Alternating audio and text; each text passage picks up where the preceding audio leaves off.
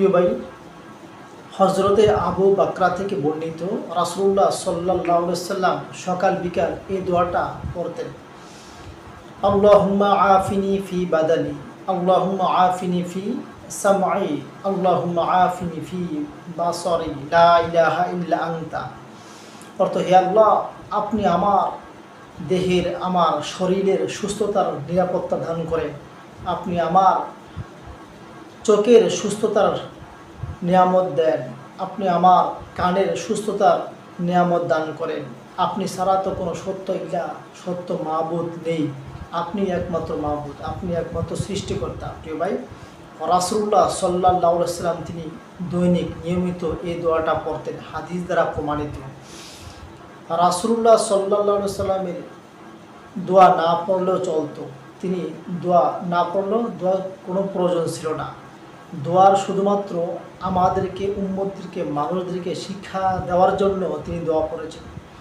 রাসূল ইস্তিগফার করা, ক্ষমা প্রার্থনা করারও কোনো প্রয়োজন নাই। শুধুমাত্র আমাদেরকে দেখানোর জন্য, আমাদেরকে শেখানোর জন্য যেন আমরাও পড়ি, আমরাও দোয়া করি আল্লাহর নিকটে। কারণ প্রয়োজন তো আমাদেরই।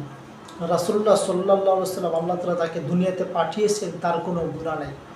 আল্লাহ তাআলা তাকে পবিত্র রাখেন, মুক্ত রাখেন। তিনি কবিরা গুনাহ তো করা দূরের কথা, ছোট ছোট সগীরা গুনাহ থেকে আল্লাহ তাআলা তাকে মাসুম বা পবিত্র রেখেছেন।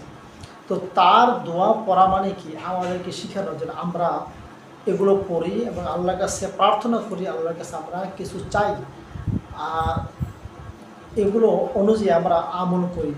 কারণ পর্যন্ত আমাদেরই দরকার, তো আমাদেরই, কারণ হিসাব তো আমাদেরই দেওয়া লাগবে। আমাদেরই, আল্লাহ যেহেতু আমাদেরকে দুনিয়াতে পাঠিয়েছেন 7টা স্তরে, পর্যায়ে পর্যায়ে মায়ের গর্ভে জ্বরের মধ্যে আমরা ছিলাম, অবস্থান করছিলাম। সেখানে আল্লাহ তাআলা আমাদেরকে সংরক্ষণে রেখেছেন। দুনিয়াতে আল্লাহ আমাদেরকে আগমন করেছেন, পাঠিয়েছেন। বালিগ হওয়ার পর থেকে মৃত্যুর আগ পর্যন্ত, অর্থাৎ যতক্ষণ পর্যন্ত আমাদের বুঝ শক্তি থাকে, এতক্ষণ পর্যন্ত আমরা দুনিয়াতে যে আমল বা আমাদের দৈনন্দিন জীবন পরিচালনা করি, এগুলোর পুঙ্খানুপুঙ্খ, অর্থাৎ বিন্দু থেকে বিন্দু পরিমাণ হিসাব আল্লাহর নিকট আমাদের দেওয়া লাগবে, দিতে হবে।